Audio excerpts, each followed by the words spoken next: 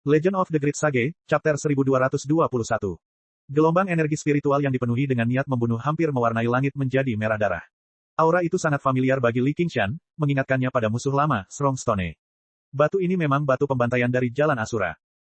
Ekspresi Luo Hou Xiaoming berubah. Apa yang salah? Ayo dan lihat. Li Qingshan penasaran dan membiarkan kepala biara Fuku memimpin jalan. Rombongan itu melewati aula kekuatan besar dan tiba di halaman belakang kuil Pudu. Ada sebuah danau kecil yang tersembunyi di hutan bambu yang lebat, berkilauan di bawah cahaya matahari terbenam. Ada sebuah prasasti batu di samping danau dengan tulisan, Danau Pahit, terukir di atasnya. Li Qingshan merasakan bahwa energi spiritual di sini sangat kaya, seolah-olah dia telah kembali ke 9 provinsi. Dia mengerti bahwa niat membunuh dari batu pembantaian telah ditekan oleh formasi susunan, yang memungkinkan hanya energi spiritual di dalamnya yang dilepaskan, mengubah danau kecil ini menjadi tanah energi spiritual. Melapor kepada Yang Mulia, bintang iblis berada di dasar danau. Begitu dia selesai berbicara, terdengar suara cipratan air. Li Qingshan melompat ke dalam danau dan berenang ke dasar dengan kedua tangannya terbuka. Kedalaman danau lebih dari 10 kaki, dan airnya sunyi senyap. Hampir tidak ada jejak ikan atau udang. Saat niat membunuh semakin kuat, Li Qingshan tahu bahwa dia sudah dekat dengan targetnya. Dalam kegelapan, titik cahaya merah berangsur-angsur membesar. Sebuah batu berbentuk kerucut raksasa diam-diam dimasukkan ke dasar danau, bersinar dengan cahaya merah tua. Menemukannya, mata Li Qingshan berbinar. Dia menendang ke belakang dan melesat lurus ke arah batu raksasa itu. Pada saat ini, ada suara gemuruh di depannya dan arus bawah yang bergelombang menyerangnya. Husianer dan yang lainnya menatap ke kejauhan dengan khawatir. Tiba-tiba, air danau tampak mendidih, dan samar-samar terdengar suara raungan binatang buas. Yang Mulia, Husian, balas menatap Fuku dengan marah. Keledai botak, apakah ini jebakanmu yang lain? Wajah Fuku juga dipenuhi ketakutan. Aku benar-benar tidak tahu. Dengan suara keras, permukaan air meledak, dan bayangan hitam raksasa melesat ke langit, mendarat dengan keras di tepi danau, menghancurkan hutan bambu. Zhang Xuanfeng tiba mengikuti angin, namun mendapati bahwa itu adalah seekor kura-kura raksasa dengan cangkang retak, di ambang kematian. Benar-benar ada monster seperti itu di danau. Seru Fuku. Danau Pahit awalnya adalah kolam pelepasan di kuil. Saat danau itu tenggelam ke dalam batu pembantaian, ikan-ikan dan udang-udang di dalamnya mulai saling membunuh dan memangsa. Meskipun para pendeta itu penuh belas kasihan, ini ditujukan untuk perdamaian dunia dan pengembangan kuil Pudu. Dia tidak punya pilihan selain mengorbankan mereka. Namun, dia tidak menyangka akan ada penyintas yang bersembunyi di dasar danau dan telah berkultivasi menjadi monster dengan menyerap energi spiritual di batu pembantaian. Ia menjadi binatang penjaga batu pembantaian. Danau menjadi tenang. Aura pembunuh yang melonjak menjadi semakin kuat. Terumbu karang berwarna merah tua muncul dari permukaan danau dan dengan cepat membesar saat mendekati tepi danau. Itu adalah batu pembantaian, kata Biksu Fuku.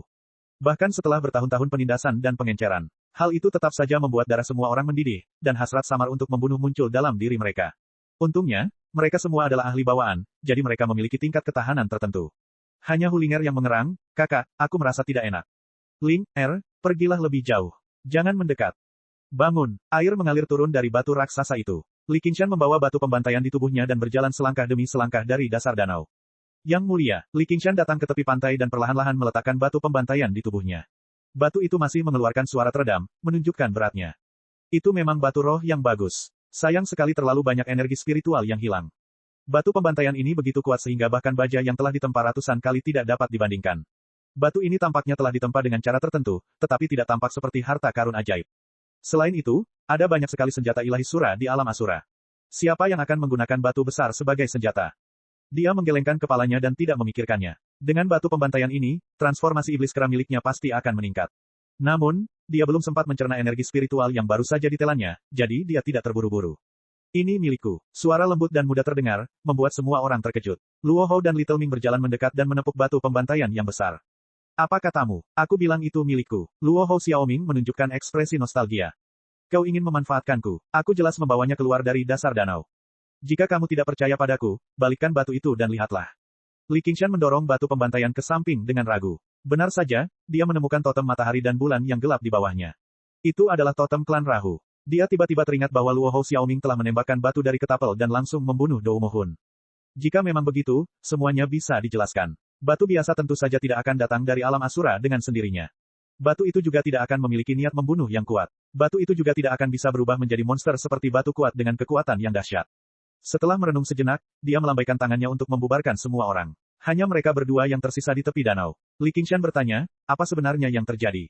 Apa maksudmu dengan apa yang sedang terjadi? Aku hanya merekamnya untuk bersenang-senang. Luo Hou Xiaoming dengan ceroboh menyentuh ketapel di pinggangnya yang bernama Xiaoya, dan berkata, 6 jalan reinkarnasi terhubung ke dunia lain. Sangat mudah untuk mengenainya. Li Qingshan terdiam. Bahkan tanpa penghalang kehampaan, ini adalah serangan lintas alam. Seberapa ganaskah anak Dewa Asura ini di masa lalu? Legenda, bintang iblis turun dan dunia menjadi kacau, hanyalah permainan anak-anak untuk menembak burung pipit. Dan jenderal monster batu kuat yang membantai puluhan kota dan membunuh banyak orang. Batu pembantaian di 9 provinsi itu, apakah kamu juga yang menembaknya? Selain aku, siapa lagi yang akan merasa begitu bosan? Luo Hou Xiaoming memiringkan kepalanya dan menyipitkan matanya seolah-olah dia mengantuk lagi.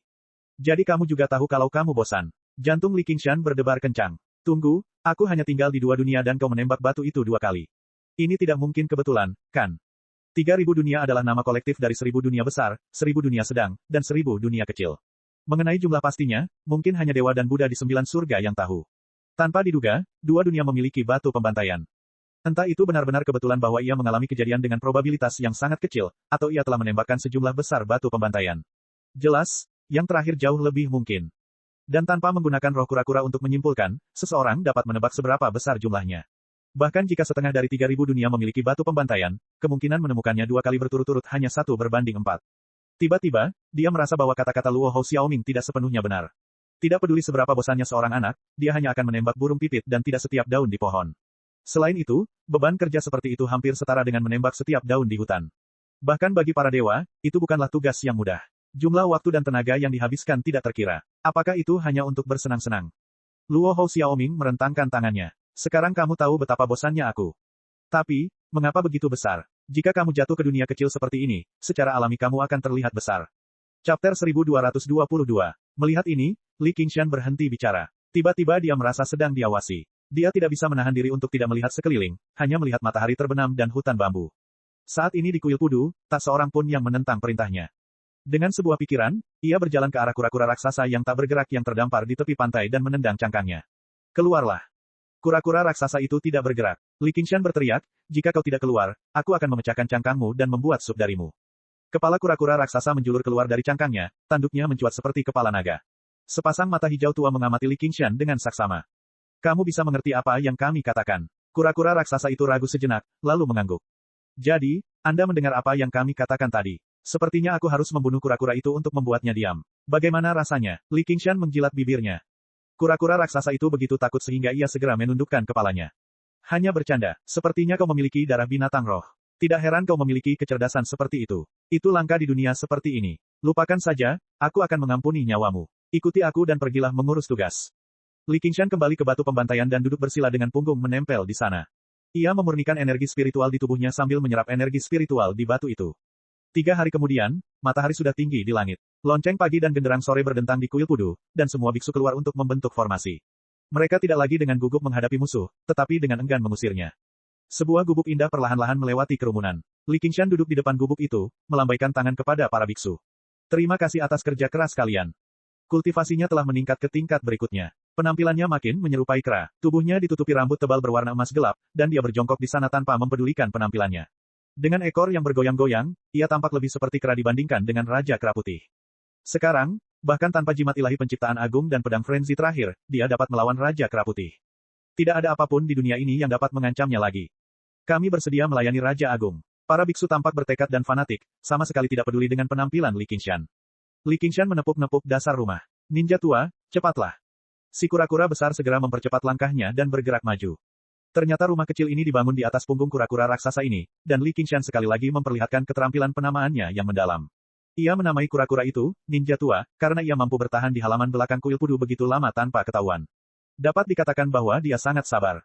Namun, dia mungkin satu-satunya yang tahu apakah dia terpengaruh oleh kenangan kehidupan masa lalunya. Mungkin karena percakapan antara Li Qingshan dan Luo Hou Xiaoming, ninja penyu besar sangat patuh dan mau bekerja tanpa mengeluh. Langkahnya mantap dan kuat saat ia melewati gerbang kuil dan menuruni gunung. Melihat sosok Li Qingshan menghilang di jalan setapak gunung, Fuku merasakan kehilangan di hatinya. Seolah-olah dia telah melakukan kesalahan, tetapi dia tidak tahu apa itu. Tai Xiong berkata, Tuan, kita juga harus berangkat. Oleh karena itu, Biksu Fuku memerintahkan para biksu, umumkan kepada dunia bahwa kuil Pudu akan diubah menjadi balai Pudu, dan kemudian segera berangkat menuju kota kuda melesat di utara. Laporkan ke pemimpin Guild Gu. Kura-kura besar menuruni gunung dan menyeberangi gerbang gunung. Ia mulai berlari kencang sambil membawa banyak barang di punggungnya. Bahkan lebih cepat daripada kuda yang berlari kencang, dan masih sangat stabil. Seperti yang diharapkan dari makhluk spiritual. Tanpa bantuanmu, akan sangat merepotkan untuk membawa begitu banyak barang. Si kura-kura besar menggeram sebagai jawaban. Li Qingshan kembali ke istana, garis. Tidak hanya ada wanita-wanita tercantik di dunia, tetapi juga kekayaan yang dikumpulkan kuil Pudu selama bertahun-tahun. Husian, sangat bersemangat saat dia memeriksa. Yang mulia, para biksu itu benar-benar pandai merampok. Para biksu juga perlu makan. Tahukah kau di mana ayahmu yang tak berperasaan itu? Meskipun Li Qingshan tidak membenci penampilannya saat ini, dan bahkan menganggapnya sangat menarik, dia tidak akan melepaskan kesempatan untuk kembali ke wujud manusianya. Ekspresi Husianer sedikit berubah, dan Hulinger juga mengangkat kepalanya. Apa? Kamu menyesalinya? Tidak, aku sudah menunggu hari ini terlalu lama. Maumu. Pada sore hari kedua, si penyu besar tiba di sebuah gunung yang indah, di depan sebuah rumah besar yang megah. Tidak ada niat membunuh seperti yang dibayangkannya, tetapi suasananya damai. Sebelum Li Qingshan sempat mengetuk pintu, pintu itu terbuka sedikit. Apakah itu raja di luar? Ya, kesenjangan itu melebar sedikit, dan seorang anak laki-laki tampan keluar dari pintu, dengan hati-hati menyerahkan sepucuk surat. Tuanku pergi bepergian, dan berkata bahwa jika kau datang, semua yang ada di sini akan diberikan kepadamu. Ini surat yang ditinggalkannya untukmu. Li Qingshan membuka surat itu, dan beberapa baris tulisan tangan yang elegan muncul. Dia melirik Husian, dan membaca dengan lantang, Yang mulia, merupakan kehormatan bagi saya untuk mengundang Anda ke sini, dan saya sudah lama mendengar nama heroik Anda. Saya ingin minum dan mabuk bersama Anda. Namun, aku terus memikirkan masa lalu, dan aku tidak bisa tidur. Aku dipenuhi penyesalan, dan aku hanya ingin menjelajahi dunia dan hidup dalam penyamaran. Pembantu-pembantu yang cantik, Catamite, pakaian baru, dan kuda-kuda semuanya ada di sini sebagai mas kawin, dan aku harap kamu memperlakukan kedua putriku dengan baik, Dongfang Yu. Dia bertanya pada Husian, bagaimana menurutmu? Husian, tampak seperti sedang berjuang, tidak mampu mengambil keputusan. Yang Miao Zhen berkata, seperti yang diharapkan dari Tuan Muda Meiyu. Surat pendek ini tidak hanya menyanjung Yang Mulia dan mengungkapkan keengganannya untuk menjadi musuh, tetapi juga mengungkapkan penyesalan dan permintaan maafnya. Terombang-ambing di dunia persilatan dan menyembunyikan identitasnya dianggap sebagai penebusan dosanya. Pada akhirnya, dia bahkan melepaskan semua hal yang bisa didambakan oleh orang lain. Dia benar-benar memiliki hati yang luar biasa. Tidak heran penyihir penari hantu jatuh cinta padanya. Li Qingshan berkata dengan nada meremehkan, "Puff, hati yang indah apa?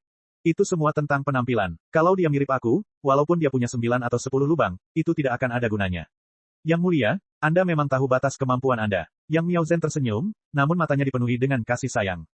Saya seorang pria kuat. Ayo masuk dan lihat. Kalau tidak ada transformate grass, kita harus mencarinya. Dan rumput transformasi memang ada di dalam. Tuan Muda Meiyu, itu tidak meninggalkan jejak masalah apapun untuknya. Husian, melihatnya dengan linglung, seolah-olah dia tidak mau, tetapi juga tidak tahan. Pikirkan tentang itu. Karena aku sudah berjanji padamu, bahkan jika dia lolos sampai ke ujung bumi, itu akan sia-sia.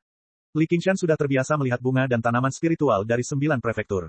Ia tidak merasa ada yang istimewa tentang bunga dan tanaman itu. Ia memasukkannya ke dalam mulutnya, mengunyahnya, lalu berjalan masuk ke dalam rumah. Setengah hari kemudian, dia keluar dari rumah. Gadis-gadis yang menunggu di luar tercengang, dan mata mereka berbinar. Li Qingshan kembali ke wujud bulan utara, tetapi transformasi iblisnya yang lain ditekan, jadi masih ada banyak perubahan. Rambut merahnya telah berubah menjadi emas gelap, dan matanya yang bulat berwarna sama. Lengannya menjadi sedikit lebih panjang, tetapi tidak tampak berlebihan. Dalam sekejap, ia berubah dari seekor monyet liar menjadi seorang pria tampan. Hehe, sekarang aku menjadi pria kuat dan idola. Li Qingshan tersenyum, dan ekor monyetnya bergoyang di belakangnya. Itu adalah souvenir yang dia simpan di belakangnya. Dia kemudian bertanya kepada Husian, apakah kamu sudah memikirkannya? Raut wajah Husianer meredup, dia tetap terdiam. Lupakan saja, tunggu di sini. Li Qingshan pergi. Beberapa hari kemudian, dia kembali, dan melemparkan kepala manusia di depan Husianer. Itu adalah kepala seorang pria. Meskipun wajahnya mengerikan, orang masih bisa melihat betapa tampannya dia saat masih hidup. Husianer melangkah mundur, wajahnya dipenuhi kegembiraan sekaligus kesedihan. Yang mulia. Chapter 1223. Taman yang mewah itu sebenarnya berisi lebih banyak harta karun, barang antik, dan lukisan daripada kuil pudu. Sayangnya, taman itu tetap tidak dapat menyelamatkan nyawa pemiliknya. Li Qingshan meletakkan semua barangnya di punggung kura-kura itu. Keempat kakinya gemetar, tidak mampu menopangnya lagi. Ia hanya berbaring di tanah dan menatap Li Qingshan dengan memohon. Li Qingshan menendangnya. Dasar bajingan, bangun. Kau bahkan tidak bisa membawa barang sekecil itu. Tidak berguna sekali. Yang Miao Zhen tidak tahan melihatnya seperti ini. Dia mencoba membujuknya, Yang mulia, ada kereta dan kuda di sini. Jangan memaksanya. Apa yang kau tahu? Aku membantunya berkultivasi. Aku tidak tahu jenis binatang spiritual apa dia, tetapi ada beban dalam garis keturunannya. Beban-beban ini adalah kultivasi terbaik. Li Qingshan menoleh ke kura-kura dan berkata, jika kau tidak mau bangun, berbaring saja di sini dan tunggu kematianmu. Aku juga tidak menginginkan barang-barang di punggungmu. Kura-kura itu menggeram dan perlahan berdiri lagi. Ia melangkah maju selangkah demi selangkah, tetapi itu sangat sulit. Li Qingshan melompat ke punggung kura-kura itu lagi, dan kura-kura itu berhenti lagi. Ia tidak tahan lagi, tetapi kata-kata Li Qingshan tiba-tiba terngiang di kepalanya. Li Qingshan mewariskan beberapa metode untuk mengedarkan ki dari metode penekanan laut milik penyu roh kepadanya. Ki Daemon di sekujur penyu itu mengembun, dan langkah kakinya segera menjadi lebih stabil. Penyu itu mengangguk kepada Li Qingshan sebagai tanda terima kasih. Sekelompok kereta mengikuti di belakang kura-kura itu, membentuk arak-arakan yang panjang. Huxian, berdiri di tempatnya tanpa bergerak sedikitpun. Dia memegang kepala di tangannya. Hu Ling, menemaninya tanpa suara dari samping. Zhang Xuanfeng berbisik, Yang Mulia, bukankah kita akan menunggunya? Meninggalkan wanita jalang ini jelas merupakan keputusan terbaik. Waktu tidak menunggu siapapun. Jangan khawatir, dia akan menyusul. Jangan menatapku seperti itu. Aku memang orang yang tidak berperasaan. Aku ingin tahu siapa yang berani mengambil kepala besar ini. Suara tawa Li Qingshan terdengar jelas, menyebar ke segala arah. Jadi bagaimana jika aku mengkhianati seluruh dunia? Apa yang perlu disesali dan dipermalukan? Sebagai seorang pria, dia harus menanggung beban dan maju. Ketika Yang Miaozhen dan Zhang Xuanfeng mendengar hal itu, pikiran mereka menjadi jernih. Mereka merasa sangat rileks dan bahagia. Hu Xianer menggigil. Ia melepaskan kepala itu dan menendangnya. Dengan bunyi plop, kepala itu jatuh ke sungai dan hanyut. Dia meraih Hu Linger dan mengikuti prosesi itu. Dia melompat ke punggung kura-kura dan melemparkan dirinya ke pelukan Li Qingshan. Mereka melakukan perjalanan ke utara hingga mencapai Galloping City. Semua orang di kota itu tahu bahwa Raja Pahlawan telah kembali, jadi mereka menyambutnya. Bahkan sebelum dia tiba, perbuatannya telah menyebar ke seluruh dunia, dan wilayah utara juga berada dalam keadaan damai. Sesampainya di pertemuan dunia, Gu Yanning berdiri di halaman dengan senyum di pakaian putihnya dan kipas lipat di tangannya. Selamat, selamat. Kultivasimu telah pulih sedikit lagi. Sepertinya kamu telah memperoleh banyak manfaat. Ketiganya pastilah 10 wanita cantik legendaris di dunia.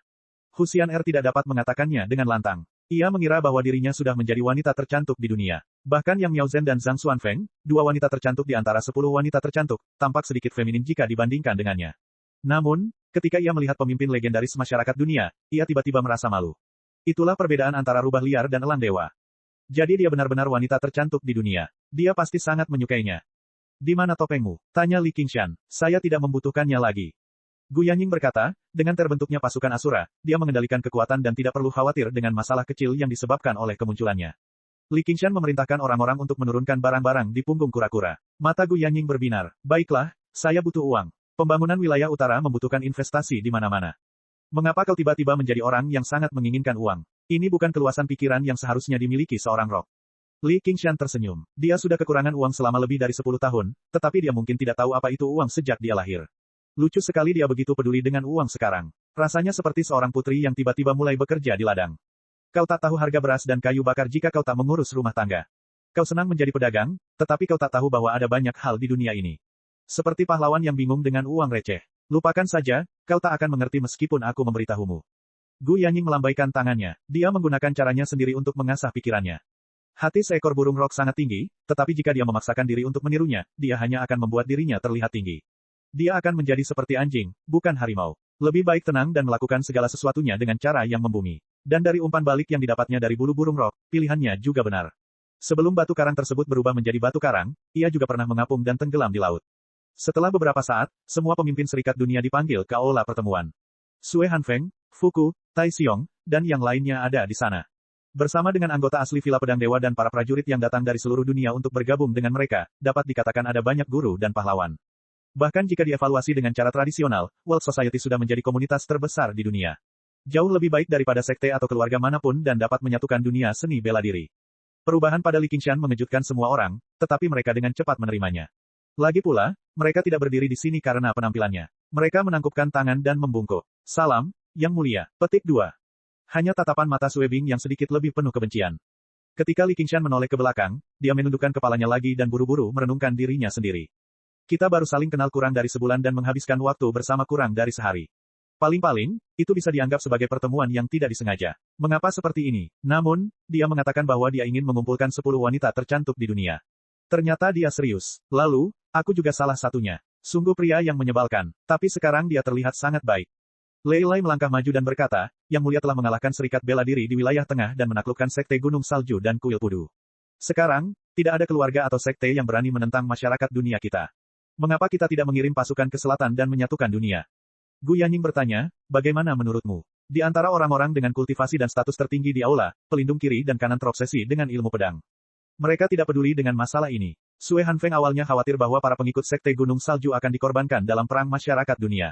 Namun sekarang, tampaknya Li Qingshan dapat mengalahkan 3 keluarga dan 5 sekte yang tersisa sendirian.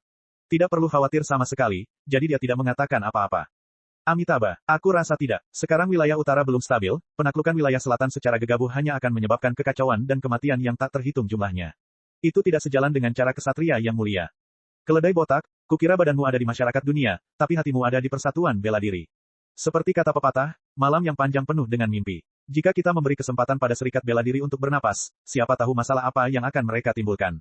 Lei Lai berkata dengan dingin. Kematian Raja Iblis Pembantai Tujuh pasti terkait dengan kuil pudu. Kalau tidak, bintang iblis tidak akan tenggelam ke dalam danau pahit. Diam, Li Qingshan membanting meja dan memarahi, bocah, kau benar-benar tahu cara bicara sekarang. Ini adalah tempat untuk bicara. Jika kau ingin membalas dendam, cari tempat lain untuk berduel dengan Hall Master Fuku. Jangan berpikir dia bisa melakukan apapun padamu hanya karena dia tidak bisa melakukan apapun padamu. Duel ya duel, buat apa takut sama dia? Wajah Lei Lai memerah. Duel tidak diperbolehkan di masyarakat dunia. Hall Master Lei, kamu menghina Hall Master Fuku. Nanti, kamu akan menerima 50 cambukan tongkat, kata Gu Yanying. Ya, ketua serikat. Lei Lai menundukkan kepalanya dan menerima perintah itu. Kemarahannya lenyap tanpa jejak, bahkan orang buta pun bisa melihat ketidaknormalannya. Sekalipun dia tahu itu tidak ada harapan, dia tidak bisa menentang perintahnya. Sue Hanfeng juga menyadari ketidaknormalan putrinya. Dia tidak bisa menahan diri untuk tidak mendesah. Pria dan wanita ini sama-sama tak tertandingi. Siapa yang bisa lolos dari pesona mereka dan menolak kekuatan mereka? Perkataan Ketua Aula Fuku masuk akal. Bahkan jika kita dapat menyatukan dunia dengan kekuatan, kita tidak dapat menghindari pembantaian. Banyak orang akan kecewa dengan masyarakat dunia dan bahkan meragukan cara kesatria raja yang sopan. Hanya dengan melakukan sesuatu di wilayah utara, kita dapat mematahkan rumor bahwa bintang iblis telah turun dan dunia akan kacau balau.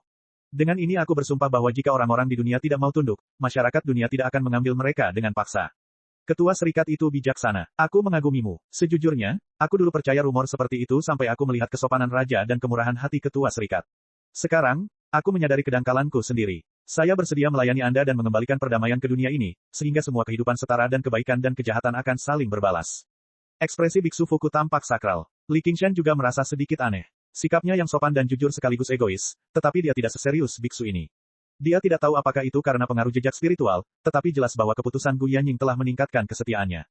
Li Qingshan juga setuju dengan kata-kata Gu Yanying. Menjadi dominan selalu menjadi cara tercepat, tetapi juga yang paling tidak stabil. Di dunia ini, ketidakstabilan ini akan diperbesar hingga ekstrim. Menyatukan dunia itu mudah, tetapi apa yang akan terjadi setelah menyatukannya? Dapat dibayangkan bahwa di bawah pengaruh kehendak langit, akan ada banyak kekuatan pemberontak di mana-mana. Jika mereka menggunakan kekerasan untuk menekannya, itu hanya akan menyebabkan lebih banyak kebencian dan permusuhan. Pada akhirnya, itu akan menjadi tirani. Seperti kata pepatah, siapa yang tercemar negara adalah penguasa negara. Siapa yang tercemar negara adalah raja dunia. Dalam kehidupan sebelumnya, suatu negara sudah tampak bagaikan surga di mata orang lain, dan warganya penuh dengan keluhan. Sekarang, bagi mereka, dunia ini adalah umpan yang sangat besar. Jika mereka menelannya dengan paksa, mereka pasti akan tersangkut di tenggorokan. Karena itu masalahnya, lebih baik meninggalkan serikat bela diri. Lebih baik meninggalkan musuh di luar daripada di rumah. Pada akhirnya, bahkan jika mereka benar-benar memelihara harimau, bahkan jika musuh menginjak kotoran anjing setiap kali melangkah, mereka masih bisa ditangani dengan pedang. Keduanya memiliki pendapat yang sama, jadi yang lain tentu saja tidak bisa menolak.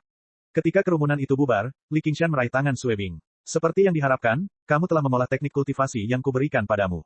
Tampaknya kamu telah setuju dengan patuh. Apa pendapatmu tentangku sekarang? Yang mulia, mohon bersikaplah bermartabat. Wajah Sue Bing memerah, dan dia menatap Sue Hanfeng untuk meminta bantuan. Sue Hanfeng tersenyum getir. Putriku, oh putriku, jika kau bertekad untuk melawan, aku akan menghunus pedangku sekarang juga dan melawanmu. Tidak peduli seberapa kuatnya Li Qingshan, kita akan mati bersama-sama, tapi apa yang harus kulakukan padamu seperti ini? Namun, dia tidak bisa hanya berdiri di sana dan menonton. Dia juga berkata, Yang mulia, mohon bersikaplah bermartabat. Dia kemudian melangkah dan pergi. Putriku, putriku, demi sekte Gunung Salju, mohon tanggunglah beberapa keluhan. Ayah, Sue Bing ingin menangis, tetapi tidak ada air mata yang keluar. Li Qingshan tertawa. Apakah kamu mencoba menarik kembali kata-katamu? Chapter 1224. Di Peach Blossom Fairy, angin barat bertiup kencang. Bunga persik telah lama gugur, hanya menyisakan sepetak kayu mati. Seorang pria parubaya berdiri melawan arah angin dan memandang ke arah utara. Matanya memancarkan kebencian yang mendalam. Dia sebenarnya masih sangat muda, tetapi kerutan kekhawatiran di wajahnya dan rambut putih di pelipisnya membuatnya tampak sangat suram. Dia tidak akan pernah melupakan apa yang terjadi 15 tahun lalu. Itu adalah momen paling bahagia dalam hidupnya, tetapi juga momen paling menyedihkan. Pada hari pernikahannya, orang yang dicintainya telah direnggut. Li Qingshan, dia tidak bisa menahan diri untuk tidak membisikkan nama itu. Kebencian membuatnya gemetar. Mungkin ada juga ketakutan yang mendalam. Ini bukan kepengecutan. Itu iblis. Bintang iblis. Itu dapat membuat orang pemberani dan tak kenal takut manapun di dunia merasa takut, dan itu juga dapat menghentikan tangisan seorang anak yang bodoh. Memikirkan hal ini, dia menyentuh tulang yang patah di dadanya. Awalnya itu adalah salah satu tulang rusuknya, dan sekarang tulang itu diukir dengan rune. Dia menggosok tulang itu dengan jari-jarinya. Dia ingat dengan jelas setiap rune di tulang itu, karena dia telah mengorbankan 7 tulang rusuk untuk memperbaikinya. Pada akhirnya, dia hanya bisa menggunakannya sekali. Tulang pembunuh ini merupakan rahasia suku. Untuk melakukannya, pemurni harus membelah dagingnya sendiri dan mengukir mantra pada tulang tersebut. Kemudian, tulang tersebut akan dipelihara di dalam tubuh selama 7 tahun. Setelah dikeluarkan, diperlukan 7 tahun pemujaan lagi sebelum dapat dianggap lengkap. Dengan memadatkan aura berbisa ke dalamnya, seseorang dapat membunuh tanpa jejak. Seseorang dapat mengutuk musuh sampai mati hanya dengan satu jari. Bahkan jika musuh memiliki seni bela diri yang tak tertandingi, mereka tidak akan dapat melarikan diri. Namun, sangat sedikit orang yang memurnikan tulang pembunuh ini. Kecuali ada kebencian yang mendalam, siapa yang bisa begitu kejam menunggu selama 14 tahun. Jika seseorang fokus pada seni bela diri, dia mungkin bisa membalas dendam dalam 10 tahun. Namun, lawannya saat ini adalah iblis itu. Ia tidak dapat dikalahkan dengan seni bela diri apapun. Hanya dengan menggunakan tulang pembunuh ini ia akan memiliki secercah harapan. Wajah cantik itu muncul lagi di benaknya. Kebencian mengalahkan rasa takutnya. Dia berkata dalam hati. 15 tahun, sudah 15 tahun. Aku, Wu Huan, pasti akan membalas dendam karena telah mencuri istriku. Hai, yang di sana, kamu ikut atau tidak? Seorang tukang perahu mengenakan jas hujan jerami berdiri di haluan. Dia meraung ke arah Wu Huan. Pergi-pergi, Wu Huan terkejut. Raungan ini mengandung kibawaan dan sekeras guntur. Pihak lainnya adalah Master Xiantian. Mungkinkah dia bertemu dengan orang eksentrik yang hidup menyendiri? Sambil menahan semua kebencian dan ketakutannya, dia melangkah maju dan menangkupkan kedua tangannya untuk memberi salam. Bawaan, si tukang perahu mengelus jenggotnya dan mengamati Wu Huan. Apa tujuanmu pergi ke utara? Jika saya ingin bergabung dengan majelis dunia, berapa biaya untuk menyeberangi sungai? Haha, naiklah, gratis. Wu Huan menaiki feri dan bertanya, kakak juga anggota masyarakat Tianxia. Itu tidak perlu dikatakan lagi. Kata tukang perahu itu dengan bangga, dan tongkat itu menyentuh tepi sungai. Kapal feri itu melaju menuju pusat sungai. Saat itu, banjir musim gugur baru saja berlalu dan sungai mengalir deras. Ketika sebatang bambu jatuh ke sungai, ia bagaikan pilar di tengah sungai, memperlihatkan seni bela dirinya yang luar biasa. Kakak, dengan ilmu bela dirimu, mengapa engkau bekerja sebagai tukang perahu di sini? Tentu saja untuk mendapatkan uang guna menghidupi keluarga. Dapat uang untuk menghidupi keluarga. Wu Huan merasa itu tidak masuk akal. Bagaimana mungkin seorang ahli conate kekurangan uang? Yang mulia dan ketua serikat berkata bahwa sungguh memalukan menuai tanpa menabur. Jangan berpikir bahwa hanya karena Anda tahu sedikit seni bela diri, Anda begitu hebat sehingga dapat didukung oleh orang lain. Kami, anggota perkumpulan Tianxia, harus datang dari masyarakat luas dan menggunakan seni bela diri kami untuk melayani masyarakat luas. Beberapa sorakan terdengar di kabin. Seperti yang diharapkan dari masyarakat Tianxia, seperti yang diharapkan dari raja yang berjiwa ksatria. Haha, semua orang terlalu sopan. Ayahku dulu mendayung perahu, tetapi dia bisa mendayung paling banyak belasan kali sehari. Aku bisa mendayung 100 kali dengan santai, dan itu terhitung sebagai latihan. Wu Huan menundukkan matanya. Setan ini benar-benar tahu cara membeli hati orang. Dasar orang bodoh dan kasar, pantas diperintah untuk melakukan pekerjaan rendahan seperti ini. Tukang perahu itu menatap Wu Huan lagi. Tentu saja, jika ada orang dengan niat jahat yang ingin menyusup ke wilayah utara, mereka harus melewati aku terlebih dahulu. Lihatlah dirimu, saudaraku, kamu pasti dari daerah selatan. Kudengar pasukan reaksioner di sana sangat keras kepala. Jantung Wu Huan berdebar kencang. Saya jelas bukan dari pasukan reaksioner, tetapi karena saya mengagumi reputasi kesatria yang mulia, saya bergegas ke sini untuk melayaninya.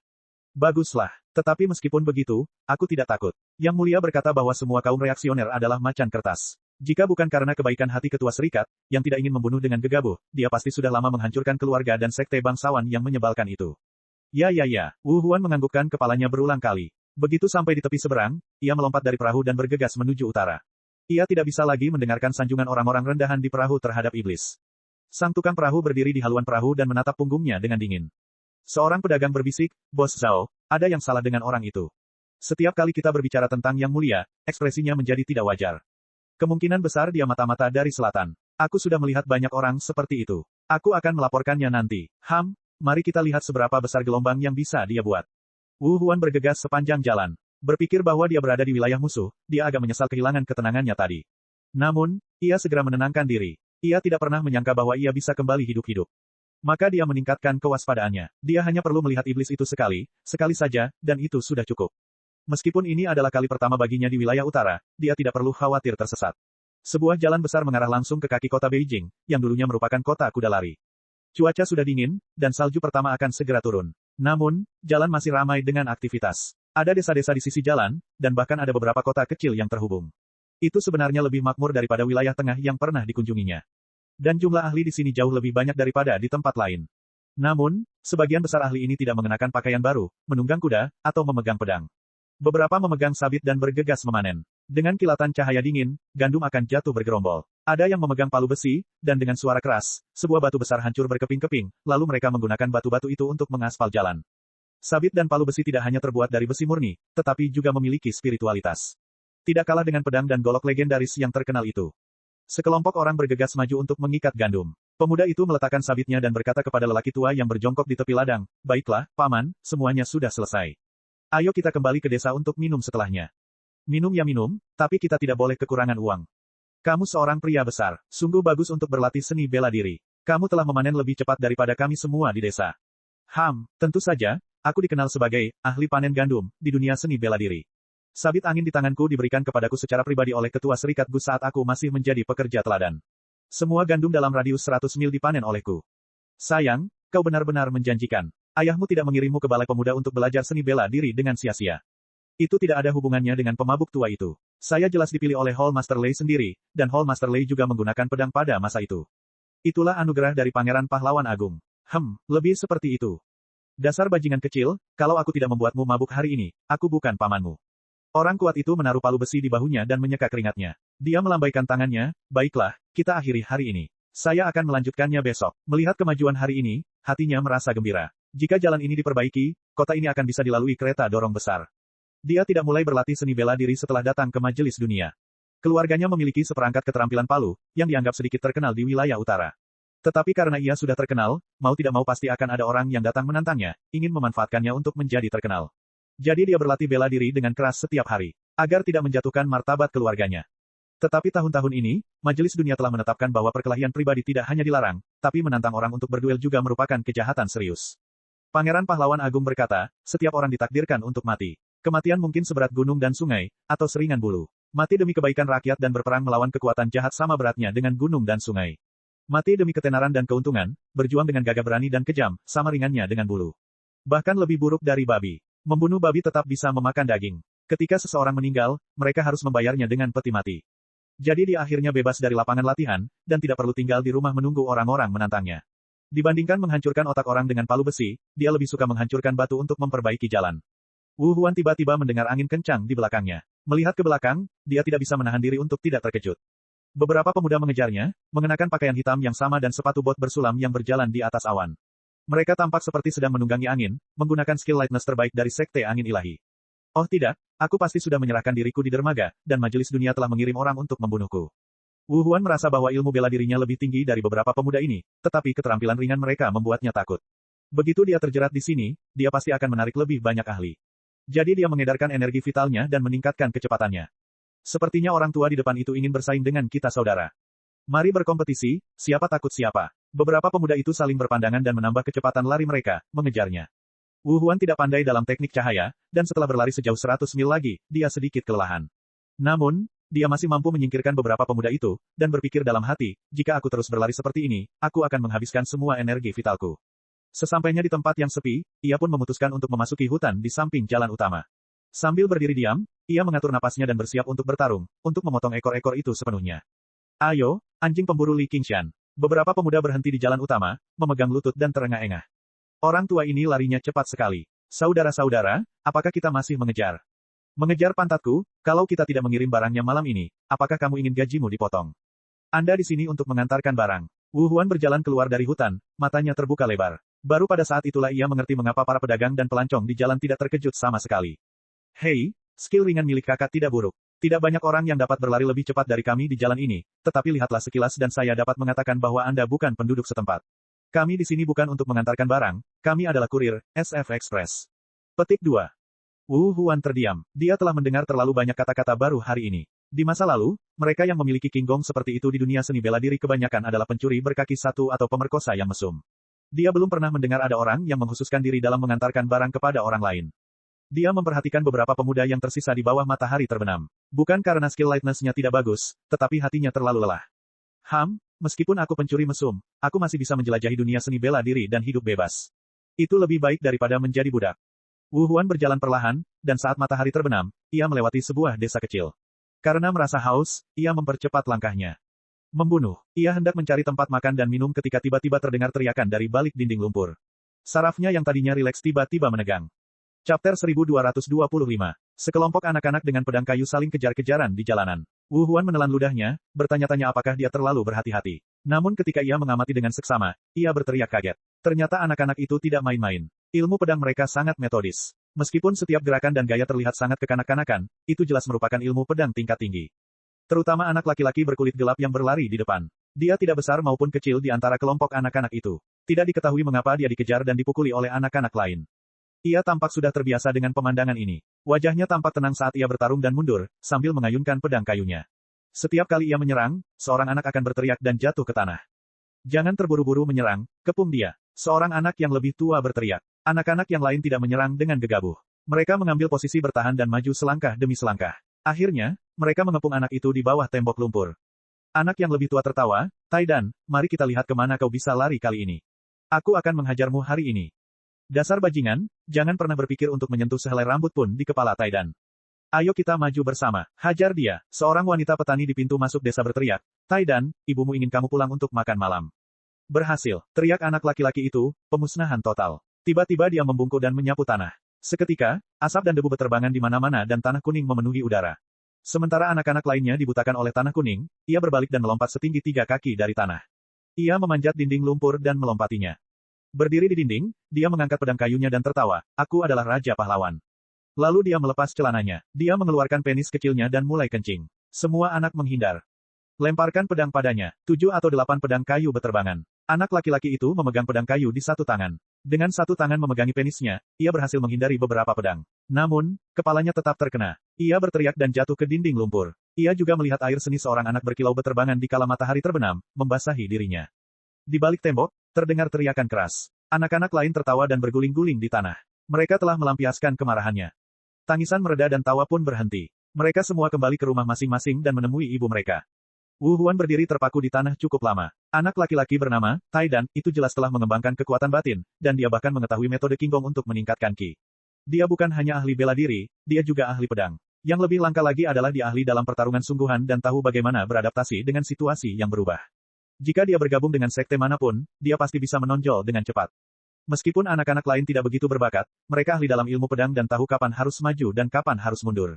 Terutama anak laki-laki besar yang memimpin anak-anak lain, dia bisa dikatakan sebagai orang yang luar biasa. Pada akhirnya, dia mengandalkan kekuatan semua orang. Dia telah mengalahkan si jenius yang sombong. Pertengkaran yang tidak berbahaya dari anak itu, di mata seorang veteran Jianghu, seperti pertarungan Jianghu. Sekawanan serigala berkelahi dengan seekor harimau. Namun ini bukan keluarga atau sekte bangsawan, itu hanya desa biasa di wilayah utara. Jika 16 tahun lagi berlalu, siapa yang tahu berapa banyak ahli yang akan muncul. Pada saat itu, bagaimana serikat bela diri akan melawan mereka? Ambisi iblis itu terlalu menakutkan. Saya pasti akan mati dalam perjalanan ini. Jika saya dapat mewariskan warisan saya sebelum saya meninggal, saya pasti akan mati. Menanam benih perlawanan di wilayah utara bukanlah suatu pemborosan seni bela diri saya. Maka, dia berputar di belakang dinding lumpur. Mengikuti jejak langkah kaki, ia tiba di depan halaman rumah seorang petani.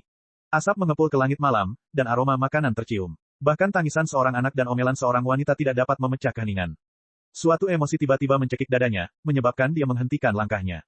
Siapa yang menyelinap di luar? Saya seorang pengembara dari jauh, yang ingin bergabung dengan klub dunia. Bisakah Anda menjual sesuatu untuk dimakan dan meminta seteguk air?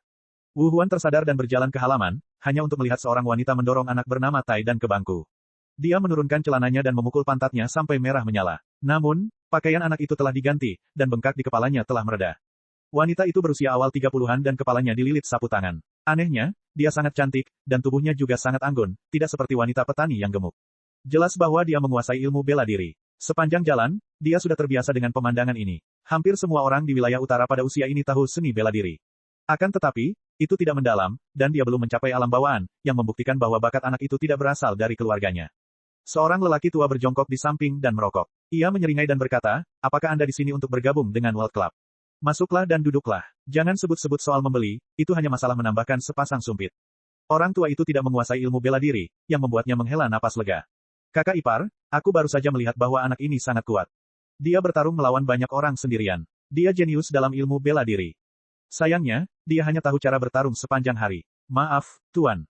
Wanita itu menepuk-nepuk kepala anak itu, tetapi dia tidak bisa menahan senyum. Anak itu langsung berhenti menangis saat wanita itu berhenti memukulnya. Dia menarik celananya dan berlari ke meja makan. Taidan, mengapa kamu berkelahi dengan mereka? Wu Huan menyentuh kepala anak itu. Mereka bilang ayahku adalah oposisi. Di mana ayah anak itu? Mati. Wajah wanita itu menjadi gelap. Bagaimana dia meninggal? Mungkinkah klub dunia? Wu Huan buru-buru berhenti berbicara, takut ketahuan lagi. Kok kamu tahu? Wanita itu menatapnya aneh. Saya datang untuk bergabung dengan World Club. Saya juga ingin tahu apa saja yang dilakukan World Club, jadi saya bertanya-tanya di sepanjang jalan. Reputasinya bagus, tetapi saya tidak menyangka hal seperti itu akan terjadi. Lupakan saja, ayah anak itu awalnya adalah anggota World Club. Kemudian, dia dijatuhi hukuman mati karena menculik seorang gadis sipil. Wu Huan terdiam. Dia paling membenci perilaku seperti ini dalam hidupnya. Dia menatap wanita itu dan berkata, mungkinkah? Ya, aku gadis sipil itu. Cepat makan, makanannya sudah dingin. Wanita itu menyentuh kepala anak itu. Taidan, jika ada yang memarahimu di masa depan, katakan saja bahwa kamu tidak punya ayah. Taidan mengambil sesuap besar nasi dan menjawab dengan samar. Wu Huan tidak tahu harus merasa apa, tetapi dia teringat wajah cantik itu lagi. Li Qingshan, Li Qingshan, dasar orang munafik. Kamu bisa menghukum orang lain dengan hukuman mati, tetapi kamu tidak bisa menghukum dirimu sendiri. Dia pasti masih menderita sekarang. Namun, ini adalah kesempatan. Kebencian karena membunuh ayah tidak dapat didamaikan, bahkan lebih dari kebencian karena mencuri istri. Ini adalah kehendak Tuhan. Hidangannya sangat banyak, ada ikan dan daging. Orang tua itu bahkan mengeluarkan sebotol anggur. Anggurnya bening, tidak seperti anggur desa. Saya mendengar bahwa wilayah utara menderita bencana terus-menerus. Saya tidak menyangka hari-hari akan begitu baik. Semua ini berkat anugerah pemimpin dan pangeran. Kami membangun banyak waduk dan kanal, sehingga banjir dan kekeringan tidak akan memengaruhi kami. Kami tidak memungut pajak, jadi hari-hari kami jauh lebih baik. Benihnya juga berbeda dari masa lalu. Sekarang biji-bijiannya banyak, dan dagingnya sangat murah. Kalau tidak, bagaimana Taidan bisa tumbuh begitu kuat? Waktu aku masih muda, aku bahkan tidak punya cukup makanan, apalagi belajar bela diri. Ayah, kau tak ada habisnya lagi. Ini hanya satu surat kabar, tetapi kau tidak bisa melupakan kata-kata ini. Orang tua itu berkata dengan cemas, itu berita. Potretku menghabiskan satu halaman penuh. Chapter 1226. Wanita itu tertawa. Lihatlah dirimu. Jika tidak ada yang mengajarimu, kau bahkan tidak akan tahu harus berkata apa. Minumlah.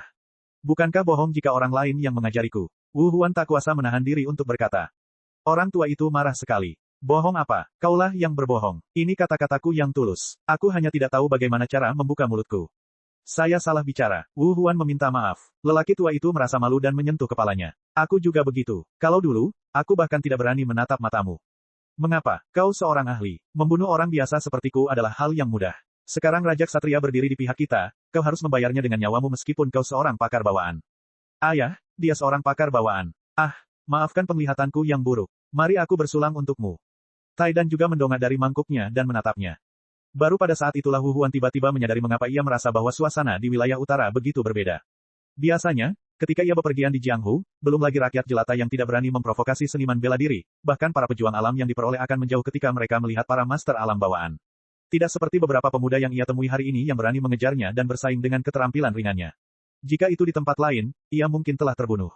Sekarang, seorang lelaki tua dari pedesaan berani memarahinya, seorang ahli conate. Aneh sekali, bukan? Tanpa kewaspadaan antar manusia, walaupun di utara terdapat banyak seniman bela diri, tidak ada rasa bahaya di dunia tinju. Kalau saja tidak karena kebenciannya yang mendalam, dia mungkin harus mengagumi Raja Ksatria. Tetapi ada berbagai macam perasaan dalam hatinya. Kebencian yang tak terlupakan ini tidak akan pernah berubah sedikitpun. Li Qingshan, pilihannya cuma kamu yang mati atau aku yang mati. Itu bagus. Aku akan menghukum diriku sendiri dengan secangkir dulu. Wu Huan mengangkat kepalanya dan meneguk anggur itu dalam sekali teguk. Hidangannya lezat, dan anggurnya juga berkualitas tinggi. Dikatakan bahwa pemimpin persekutuan Gu yang Maha Kuasa telah mengubah metode pembuatan anggur. Wu Huan sedikit mabuk setelah minum beberapa cangkir. Dia berniat menjadikan anak itu sebagai muridnya. Kakak ipar mengurus seluruh keluarga sendirian. Pasti sulit. Raja Ksatria berkata bahwa wanita dapat menopang separuh langit. Wanita juga bisa menjadi ahli yang tak tertandingi. Seni bela diri saya bagus dan hanya sedikit pria di desa yang bisa menandingi saya. Siapa yang berani bergosip tentang saya? Aku akan menamparnya. Taidan juga bukan pengecut. Di masa depan, saat dia memasuki aula pemuda dan kembali dengan seni bela diri yang tiada taraf, mari kita lihat siapa yang tidak iri padaku. Aula pemuda. Setelah bertanya-tanya, Wu Huan mengetahui bahwa itu adalah aula klub dunia, dengan putra Raja Iblis Pembantai 7, Lei Lai, sebagai kepala aula. Aula itu secara khusus merekrut anak-anak berbakat dari seluruh dunia. Mempelajari seni bela diri di aula pemuda tidak memerlukan biaya sepeser pun. Jika mereka dapat lulus ujian akhir, mereka akan dapat langsung bergabung dengan World Club, yang merupakan impian semua anak di wilayah utara. Wanita itu mengelus kepala anak itu. Semua orang di desa yang ahli bela diri mengatakan itu. Taidan adalah anak yang berbakat, dia pasti akan dipilih untuk masuk ke balai pemuda. Ibu, aku pasti bisa. Wu Huan terdiam. Jika dulu, seorang ahli Xiantian yang berinisiatif menerima murid adalah sesuatu yang hanya bisa diimpikan oleh orang biasa. Banyak legenda dimulai di sini. Namun dalam kasus ini, orang yang tidak diketahui asal-usulnya seperti dia jelas tidak semenarik Youth Hall of the World Club. Tanpa disadari, saat itu sudah larut malam. Nyonya rumah mengundangnya untuk tidur di ranjang yang sama dengan lelaki tua itu. Dia tidak mau menerimanya, jadi dia mengambil kesempatan untuk menyetujuinya. Di tengah malam, sesosok bayangan hitam menghampiri tempat tidur anak itu. Cahaya bulan putih menyinari wajahnya, membuatnya tampak ganas. Ia bergumam dengan suara pelan, orang-orang dari klub dunialah yang memperkosa ibumu dan membunuh ayahmu. Kau bajingan, dan ini semua salah Li Qingshan. Anak itu tertidur lelap, tanpa menyadarinya sama sekali. Wu Huan mengulurkan tangannya untuk menepuk-nepuknya agar terbangun, lalu membangkitkan kebencian di hatinya. Namun, hal itu memengaruhi kekosongan di bawah tulang rusuknya, dan dia merasa tersesat lagi. Tak seorang pun lebih tahu daripada dia, betapa menyakitkan rasa kebencian. Apa hubungan semua ini dengan anak ini? Dan wanita itu, bukankah dia sudah cukup menderita? Dia sudah sangat menderita, dan anak ini adalah satu-satunya yang dimilikinya. Jika aku menikahinya dan punya anak saat itu, dia pasti sudah setua ini sekarang. Dia pasti punya bakat seperti itu, dan aku akan mengajarinya seni bela diri. Dalam sekejap, senyum penuh cinta muncul di wajahnya, lalu dia tiba-tiba sadar. Tidak, saya ingin balas dendam. Setelah beberapa saat, dia terhuyung-huyung keluar pintu, menyeberangi tembok, dan bergegas pergi. Pak, wanita itu mendengar suara itu, mengenakan pakaiannya, dan bergegas ke tempat tidur anak itu. Dia mengguncangnya dengan keras, Taidan, bangun. Anak itu mengucek matanya, Ibu, ada apa? Wanita itu menghela napas lega, dan menemukan sekantong perak di samping tempat tidur. Ia berpikir, sungguh pria yang aneh, tetapi ia tampak jauh lebih baik daripada para bujangan dan bajingan tua di desa itu. Wu Huan berlari liar di alam liar, melolong seperti binatang buas yang terluka. Bulan bersinar seterang embun beku, dan angin musim gugur setajam pisau. Dia tidak tahu jalannya, dan hanya menuju ke utara. Li Qingshan, ayo, datang, mari kita selesaikan ini. Ketika langit baru mulai cerah, dia tiba di kota Beiping, sarang setan yang legendaris. Dia mengikuti arus orang-orang ke kota itu, dan melihat kota itu penuh dengan orang-orang yang berduka, hatinya pun semakin sedih. Mungkinkah ada wabah di kota itu? Iblis itu menentang kehendak surga, dan kalian orang-orang bodoh berani tinggal di sini dan mengikutinya. Ini pembalasan. Akan tetapi, arus orang di jalan itu tidak tampak seperti ada wabah, dan mereka semua berkumpul ke satu arah. Dia menarik seorang pejalan kaki, kemana begitu banyak orang pergi. Keluarga siapa yang mengadakan pemakaman? Master Fuku akan meninggal dunia, dan kita semua akan mengantarnya pergi. Mungkinkah kepala biara Fuku dari kuil Pudu? Wu Huan terkejut. Orang ini sudah terkenal sejak muda, lalu tiba-tiba bergabung dengan World Society. Seluruh dunia seni bela diri gempar, dan mereka tidak dapat mempercayainya. Sebagian orang mengira dia menahan penghinaan dan bersiap membunuh Li Qingshan. Sebagian orang mengira dia melakukan hal itu untuk melindungi nyawa para pendeta di kuil, dan tidak punya pilihan lain. Banyak pendapat yang berbeda-beda, tetapi tidak ada seorang pun yang menyangka bahwa dia adalah seorang pengecut yang takut mati. Kemudian, masyarakat dunia tidak mengirim pasukan ke selatan, dan konon hal itu banyak dipengaruhi oleh nasihatnya, dan ia masih menikmati reputasi tinggi di dunia seni bela diri. Aku tidak menyangka akan mati di sarang iblis ini. Dia tidak punya waktu untuk menghela nafas, dan dia merasa bahwa dia semakin dekat dengan pembalasan dendam. Kuil itu sunyi, dan biksu tua itu duduk sendirian, dengan lampu yang menyala sepi. Kesuksesan mengejar kegagalan, dan hidup dan mati sudah menjadi takdir. Jika dia tidak bisa melewati masa sulit dan bangkit, waktunya akan tiba. Peluangnya untuk menembus kekosongan tidak tinggi, dan dia hampir tidak punya waktu untuk berlatih bela diri selama bertahun-tahun. Bila Balai Pemuda merupakan harapan masyarakat dunia, maka Balai Pudu merupakan perlindungan terakhir, yang bertugas mengurus anak yatim dan orang cacat. Selama 16 tahun terakhir, hampir setiap tahun terjadi bencana besar. Meskipun mereka menanggulangi bencana dengan baik, masih banyak anak yatim yang tersisa, dan mereka semua dirawat dan diurus oleh Balai Pudu. Sebagai kepala Balai Pudu, ia adalah penyedia makanan dan pakaian untuk anak-anak ini. Sumber daya keuangan masyarakat dunia terbatas, dan mereka harus membangun jembatan, jalan, dan bendungan. Paling-paling, mereka hanya bisa memastikan bahwa orang-orang ini tidak akan mati kelaparan dan kedinginan. Agar dapat memberi makan anak-anaknya dengan baik dan membeli baju baru, ia harus mengemis. Sebagai mantan makhluk luhur yang tidak sekuler, ia tidak dapat lagi duduk di kuil di gunung, dan harus memasuki rumah-rumah orang biasa. Kadang-kadang ia harus melakukan ritual keagamaan untuk mendapatkan uang, dan kadang-kadang ia harus melakukan selusin ritual keagamaan berturut-turut, didukung oleh ki vitalnya. Selama 10 tahun terakhir, reputasinya di wilayah utara hanya di bawah Li Qingshan, dan bahkan lebih tinggi dari Gu Yanying. Dia seperti Buddha bagi semua orang. Pada saat ini, suara tangisan di kota menjadi buktinya. Dalam satu malam, ia akhirnya mengatur pemakamannya agar tidak ada terlalu banyak kelalaian setelah kematiannya. Ia akhirnya bisa tenang dan merenungkan hidupnya. Tiba-tiba dia menyadari bahwa sudah lama dia tidak merenung seperti ini. Dia begitu sibuk sehingga dia hampir lupa tentang pikiran baik, belum lagi pikiran jahat. Dia tidak dapat tidak mengingat kejadian 20 tahun yang lalu, ketika terjadi kekeringan hebat di wilayah tengah, dan orang-orang kelaparan hingga ribuan mil jauhnya, dia memimpin para biksu untuk melantunkan sutra dan berdoa memohon berkah di hadapan Sang Buddha selama 3 hari 3 malam tanpa tidur. Dibandingkan dengan hari-hari yang telah dijalaninya tahun-tahun ini, itu adalah semacam kenikmatan waktu luang. Dia hampir lupa sutra yang telah dia lantunkan saat itu, dan dia tidak dapat menahan senyum pahit. Apakah aku masih seorang biksu? Ki vital di dantiannya mulai menghilang, dan wajahnya pucat, tetapi matanya tiba-tiba bersinar dengan cahaya yang jernih, seolah-olah dia baru saja bangun dari mimpi. Dia tiba-tiba menyadari bahwa dia mungkin telah dirasuki oleh iblis saat itu. Namun, saat mengenang tahun-tahun itu, dia tidak merasa menyesal sedikit pun. Sebaliknya, ada semacam kehangatan yang memenuhi dadanya, seolah-olah ada lampu yang menyala di dadanya, dan dia punya penjelasan. Pangeran Pahlawan, apakah kamu baik atau jahat? Matahari bersinar, bel pagi berbunyi, dan satu-satunya lampu padam. Guru telah meninggal. Chapter 1227. Hujan musim gugur mulai turun lagi. Kamu ingin bergabung dengan masyarakat Tianxia? Gu Yanning meletakkan dokumen di tangannya dan menatap Wu Huan dari ujung kepala sampai ujung kaki. Meskipun semua orang di wilayah utara berlatih seni bela diri, hanya sedikit yang bisa menembus alam bawaan. Master bawaan tetap merupakan bakat penting, belum lagi dia berasal dari selatan. Dia perlu ditanggapi dengan serius dan diperiksa. Ya, Wu Huan berusaha keras menenangkan dirinya dari keheranan itu, tetapi dia masih tidak percaya bahwa ada wanita secantik itu di dunia. Dia mengira kecantikannya adalah puncak dunia manusia, tetapi bahkan dengan tambahan kasih sayang yang mendalam, dia harus mengakui perbedaan di antara keduanya. Mungkin kata, cantik, sudah tidak lagi tepat. Tubuhnya juga memancarkan aura yang kejam dan mengesankan. Meja panjang biasa itu tampak telah dinaikkan hingga ketinggian puluhan ribu kaki, dan dia melihat ke bawah dari balik meja. Matanya yang dingin dan tajam dapat melihat menembus hati seseorang, menyebabkan seseorang gemetar.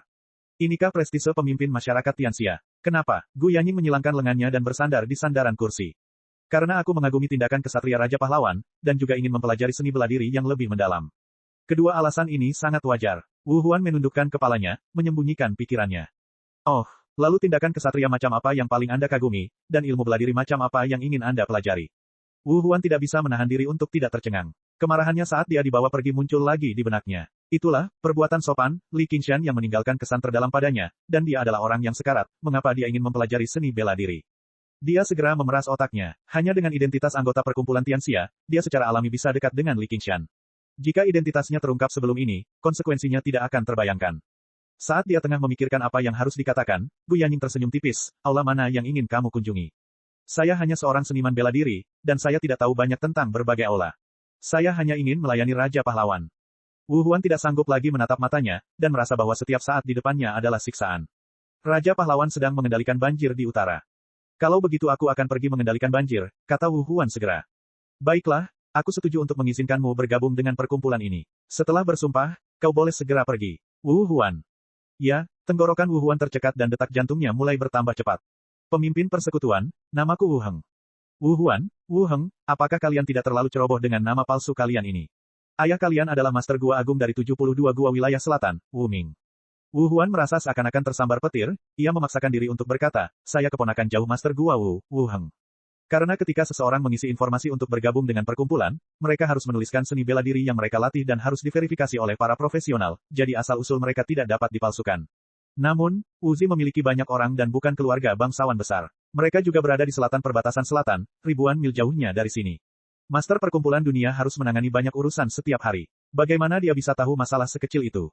Gua Master Wu punya 8 orang keponakan, tetapi tidak ada satupun yang bernama Wu Heng. Sedangkan untuk saudara jauh, dengan kemampuan bela diri Anda, bagaimana mungkin Anda bukan siapa-siapa? Kau di sini untuk salah satu dari 10 wanita tercantik di masa lalu, Namong Waner, kan? Aku ingat kalian berdua bertunangan saat itu. Aku tidak menyangka kau masih akan kembali untuk membalas dendam setelah lebih dari 10 tahun. Jurus jitu macam apa yang kau pelajari? Wajah Wu Huan pucat seolah-olah dia ditelanjangi di siang bolong. Dia secara naluriah ingin meraih tulang pembunuh itu di tangannya. Jika dia tidak bisa membunuh Li Qingshan, maka dia hanya bisa membunuh master masyarakat dunia yang ada di depannya. Ikuti sungai di luar gerbang utara dan kamu akan menemukannya. Secara kebetulan, Namong Waner juga ada di sana. Gu Yanning menundukkan kepalanya lagi dan melanjutkan urusan resminya. Kau tidak akan membunuhku. Kau bukan musuhku. Mengapa aku harus membunuhmu? Dan saya juga merasa bahwa apa yang dilakukannya tidak benar. Anda telah bekerja keras selama bertahun-tahun, jadi setidaknya Anda harus memberi saya kesempatan. Gu Yanning bahkan tidak memandangnya. Karena kamu tidak sungguh-sungguh ingin bergabung dengan World Society, maka pergilah. Aku masih punya banyak hal yang harus dilakukan. Wu Huan melangkah keluar dari pintu World Society dengan seluruh tubuhnya menegang. Dia tidak menemui halangan sedikit pun. Dalam hatinya, dia senang sekaligus marah. Dia senang karena pihak lain ceroboh dan marah karena dia tidak menganggapnya serius. Kau pasti akan menyesalinya begitu aku melihat Li Qingshan. Gu Yanning tidak menganggap serius masalah kecil tadi. Jika Li Qingshan bisa dibunuh dengan mudah, dia pasti sudah mati berkali-kali. Selama bertahun-tahun, dia mengembara ke seluruh dunia dan hampir menginjak semua jebakan yang bisa dia lewati. Baik itu Strain Poison Bewildering Array, Sea of Fire, atau Mountain of Blades, tidak ada satupun yang bisa melakukan apapun padanya. Baru kemudian dia perlahan berhenti bermain-main dan fokus pada pekerjaannya. Sebenarnya, Meskipun dia tidak memiliki pengetahuan ensiklopedis, dia dapat dengan mudah melihat kebohongan Wu Huan. Karena selama bertahun-tahun ini, kepekaannya terhadap neraka angin panas telah meningkat pesat. Dia tidak perlu bergantung pada kekuatan eksternal apapun untuk menarik angin panas neraka. Jika dia kembali ke 9 prefektur, dia pasti akan mampu menerobos hambatan ilustrasi kitab suci neraka. Lagi pula, hukum di dunianya telah ditegakkan dengan ketat selama 16 tahun. Pengalaman seperti ini tidak dapat dialami di 9 prefektur. Dia hanya seorang polisi di sana. Mungkin ada perbedaan dalam ukuran dunia, tetapi tidak ada perbedaan dalam pengalaman semacam ini. Akibatnya, aura bermartabat dan keras pada dirinya menjadi semakin tebal. Jika pihak lain memiliki motif tersembunyi, mereka akan gemetar ketakutan saat melihatnya. Dia juga memiliki kemampuan aneh untuk melihat kebenaran dan membedakan antara yang benar dan yang salah. Oleh karena itu, sejak Wu Huan masuk, dia tahu bahwa dia tidak ada di sini untuk bergabung dengan masyarakat dunia. Tentu saja, dia tidak berencana menggunakan pembunuhan ini sebagai alasan untuk berperang.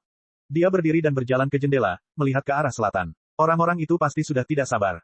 Selama 16 tahun terakhir, ia telah menggunakan kebijaksanaannya dengan baik di tanah ini.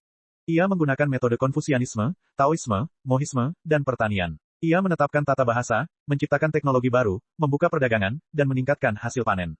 Meskipun World Society tidak mengirim pasukan ke selatan, momentum yang terbentuknya telah melanda seluruh dunia, menyebabkan hati orang-orang berangsur-angsur bergeser. Belum lagi rakyat jelata, bahkan generasi muda dari sekte dan keluarga bangsawan tanpa sadar dan tidak langsung telah menerima sebagian dari ideologi World Society. Semua ini berkat persatuan bela diri. Untuk menghadapi serangan tak kasat mata dari masyarakat dunia, di bawah perintah Ketua Persatuan Zhang Yuntian, berbagai sekte dan keluarga membuka sejumlah besar buku rahasia seni bela diri dan menyebarkannya di antara orang-orang. Karena jika mereka tidak melakukan ini, semua orang di dunia yang ingin belajar seni bela diri akan lari ke wilayah utara. Namun, hal itu dilakukan sejalan dengan ideologi masyarakat dunia, sehingga memudahkan penyatuan di masa mendatang. Adapun para seniman bela diri muda yang lahir dari kelas rakyat jelata, mereka secara alami memiliki rasa terima kasih terhadap masyarakat dunia. Master Serikat Zhang ini juga telah berupaya keras untuk menahan keluarga dan sekte aristokrat agar tidak menjarah rakyat jelata. Dia juga telah menetapkan seperangkat hukum yang layak, hampir melakukan apapun yang dilakukan oleh masyarakat dunia. Serikat bela diri saat ini hanyalah tiruan kasar dari masyarakat dunia. Orang-orang di dunia seni bela diri dengan bercanda menyebutnya sebagai mata-mata nomor 1 yang dikirim oleh masyarakat dunia. Posisi pribadinya sebagai kepala serikat cukup stabil. Dia bahkan tidak tampak seperti kepala serikat lagi, tetapi lebih seperti penguasa suatu negara. Itu telah menjadi konfrontasi antara dua negara. Sekarang dunia telah bersatu, semua orang menantikan masyarakat dunia menuju selatan. Dia telah mulai memerintahkan orang-orang untuk merambah wilayah selatan. Jika mereka menunggu 16 tahun lagi, dunia akan bersatu, dan bahkan tidak akan ada lagi perang. Jika pihak lain menolak untuk menerima nasib kekalahan, mereka pasti akan bertarung sampai mati. Perang sudah di depan mata. Chapter 1228. Dalam kegelapan yang tak berujung, kemarahan, kutukan, hinaan, ancaman, dan kebencian melonjak seperti gelombang pasang. Li Qingshan berdiri di tengah kegelapan tanpa bergerak sama sekali. Dia terkekeh. Apa yang bisa kau lakukan padaku? Maka kegelapan pun sirna. Ia berbaring di pohon dan membuka matanya. Langit mendung, dan hujan musim gugur jatuh di dedaunan. 3 anak berjongkok di puncak pohon. Usia mereka berbeda-beda, dan mereka semua menatapnya dengan mata bulat, seperti 3 monyet liar. Mereka memegang kuas di tangan mereka, dan ketika mereka melihatnya bangun, mereka segera menyembunyikan kuas di belakang mereka. Ayah sudah bangun. Li Qingshan menyekat tinta di wajahnya, lihat aku memukul pantatmu. Ketiga anak monyet itu berlari turun dari pohon, dan ia mengulurkan tangan untuk meraih anak yang paling muda. Anak itu membantah, ibu yang memintaku untuk menggambarnya. Benar saja, di kejauhan, seorang wanita menunggangi gajah putih tertawa terbahak-bahak hingga ia tidak bisa berdiri tegak. Li Qingshan melempar anak itu. Gajah putih itu mengangkat belalainya, menangkap anak itu dengan lembut, dan mengembalikannya ke pelukan ibunya. Benar-benar, kamu menggunakan terlalu banyak kekuatan. Bagaimana kalau dia jatuh dan mati? Wanita itu mengeluh. Dia pantas mati. Lagi pula, aku punya banyak putra. Li Qingshan tertawa. Di dunia ini, setidaknya dia memecahkan rekor di Jiushu, dan itu adalah melahirkan. Sekarang ia memiliki hampir 20 anak, sesuatu yang tidak terbayangkan di Jiushu. Pertama, karena ia punya cukup waktu. Ia jarang punya banyak waktu luang di Jiushu, dan ia memanfaatkannya untuk berkultivasi. Kedua, kekuatannya sangat tertekan. Meskipun fisiknya 10.000 kali lebih lemah, peluangnya untuk memiliki anak telah meningkat. Meskipun dunia ini memenjarakan kekuatannya, itu tidak membatasi kemampuannya untuk bereproduksi. Anak-anak yang lahir tidak lagi terkungkung oleh dunia ini. Sebaliknya, mereka mewarisi garis keturunannya. Mereka semua penuh semangat. Dia menduga bahwa dunia ini ingin menyerap energinya dengan cara ini. Sungguh konspirasi yang mengerikan. Anak itu sama sekali tidak takut. Dia terkekeh, aku tidak akan mati bahkan jika kamu mati. Dengan bunyi dentuman, ia terlempar ke tanah. 2 anak monyet lainnya menunjuk ke arahnya dan tertawa. Dengan tubuh penuh tanah, dia memanjat, meraung, dan menerkam mereka. Ketiganya langsung mulai berkelahi. Li Qingshan melompat turun dari pohon sambil menggendong bayi. Itu adalah Luo Hou Xiaoming. 16 tahun telah membuatnya semakin lemah. Ia seperti bayi manusia biasa, yang lebih banyak tidur. Li Qingshan khawatir dia akan terus seperti ini. Itu berubah menjadi kecebong kecil. Ia meninggalkannya dalam perawatan wanita itu dan pergi ke sisi kanal yang besar. Ada hampir 1.000 orang di kedua sisi kanal. Ia bertanya dengan keras, apakah semua orang sudah beristirahat dengan baik? Semua orang tertawa terbahak-bahak. Ternyata wajah Li Qingshan telah diolesi tinta hitam. Apa yang kamu tertawakan? Ayo bekerja. Semua orang setuju dengan keras. Li Qingshan melompat turun. Di udara, dia memegang gagang pedangnya dan menuju ke arah kanal. Pedang itu menebas ke bawah. Energi pedang bersiul saat bergerak maju. Batu dan tanah berterbangan kemana-mana, dan bekas pedang yang dalam sepanjang 1.000 kaki tertinggal di tanah. Semua orang mengambil peralatannya. Mereka menyerbu ke depan dan mulai membersihkan tanah dan bebatuan, membangun kanal. Li Qingshan tidak tinggal diam. Dia merentangkan tangannya dan menggali tanah serta bebatuan, bergerak maju dengan sekuat tenaga. Saat ini, tidak ada senyum di wajahnya. Sebaliknya, wajahnya dipenuhi dengan ketekunan dan kesabaran. Sekelompok orang itu bekerja dengan penuh semangat. Bahkan hujan musim gugur yang terus-menerus di atas kepala mereka tampaknya menguap. Wanita itu juga mengendalikan gajah putih untuk membantu memindahkan tanah dan batu. Gajah putih itu sudah menjadi iblis dan memiliki kekuatan yang luar biasa. Tampaknya sangat mudah baginya untuk membawa beberapa ton tanah dan batu. Ia tidak membutuhkan siapapun untuk memerintahnya. Wanita itu bersandar di pohon, memeluk bayi itu, dan mengunyah biji melon. Dia melihat ketiga anak itu berkelahi, sesekali menyemangati mereka. Lagi pula, dia tidak punya kegiatan apapun. Wu Huan menyusuri sungai dan akhirnya menemukan kanal besar. Kanal itu belum terhubung dengan sungai. Dengan turunnya hujan musim gugur yang terus-menerus, air sungai naik lagi. Sepertinya hanya masalah waktu sebelum bendungan jebol. Penjahat itu dan antek-anteknya mungkin sedang membangun kanal. Jika aku membobol bendungan sekarang dan menyiram mereka dengan air. Namun, dia segera menepis pikiran itu. Dia ada di sini untuk membunuh penjahat itu. Penjahat itu tidak akan mati dalam banjir. Apakah kau di sini untuk mencari Raja Pahlawan? Sebuah suara berat terdengar. Kepala naga yang menjulang tinggi muncul dari bendungan. Wu Huan terkejut. Baru kemudian dia menyadari bahwa bendungan antara sungai dan kanal itu adalah kura-kura raksasa. Itu adalah ninja tua yang dibawa Li Qingshan dari kuil Pudu. Setelah bimbingan Li Qingshan, kultivasinya meningkat pesat. Tubuhnya tumbuh semakin besar dan bahkan bisa berbicara. Itu diatur oleh Li Qingshan untuk menjadi bendungan di sini. Ini pasti tunggangan penjahat legendaris itu. Penjahat itu suka bergaul dengan orang-orang jahat. Wu Huan membungkuk hormat dan berkata, bolehkah saya bertanya di mana Raja Pahlawan berada? Di ujung kanal, kura-kura raksasa itu menarik kepalanya.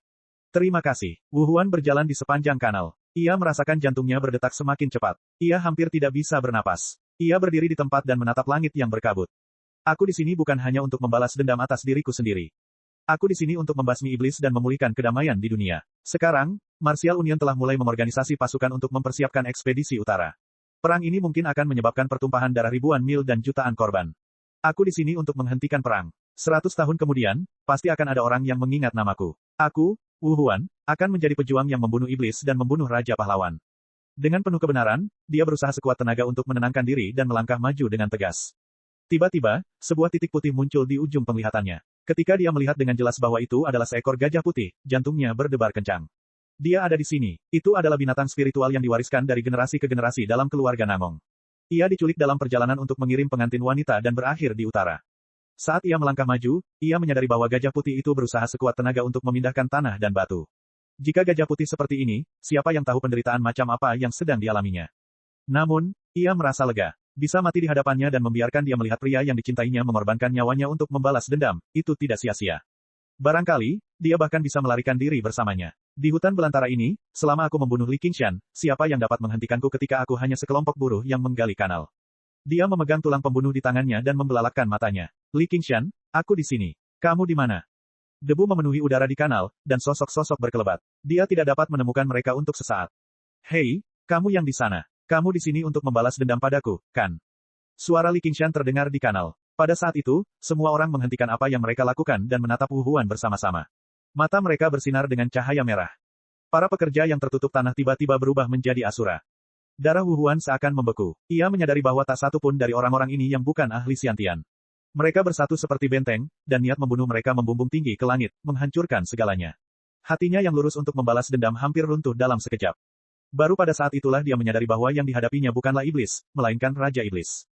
Dia tidak bisa berkata apa-apa, dan tidak berani bergerak sedikitpun. Dia hanya berdiri di sana dengan linglung, gemetar di ambang kehancuran. Chapter 1229. Luo Hou Xiaoming yang sedang tidur membuka matanya. Ini adalah Asura yang telah diubahnya sendiri. Puluhan ribu orang telah berpartisipasi dalam upacara tersebut. Setelah 16 tahun evolusi dan eliminasi, hanya tersisa kurang dari 1.000 orang yang memiliki hati Asura. Sebagian besar dari mereka telah berubah kembali menjadi manusia biasa, tetapi mereka masih memiliki kesempatan untuk berlatih seni bela diri. Namun, ini sudah cukup untuk mengejutkannya. Jantung Asura perlu diredakan oleh api perang. Tidak ada perang dalam dekade terakhir. Akan lebih baik jika ada sekitar 100 dari mereka yang tersisa. Namun, 10 tahun yang lalu Li Qingshan telah membuat pernyataan, lebih baik melawan langit daripada melawan manusia. Manusia akan menaklukkan langit. Ia memimpin kelompok orang ini untuk melawan segala macam bencana alam. Banjir, kebakaran, gempa bumi, kekeringan, wabah belalang. Langit telah menjatuhkan hampir semua bencana yang mungkin terjadi di negeri ini. Ini bahkan lebih kejam daripada perang. Di bawah kekuatan surga yang dahsyat, bahkan orang-orang merasa itu sangat sulit. Seolah-olah mereka menghadapi musuh yang tak terkalahkan. Seringkali, ia hanya bisa membiarkan dirinya dibantai. Ia hanya bisa melihat tanpa daya bekas luka yang ditinggalkannya.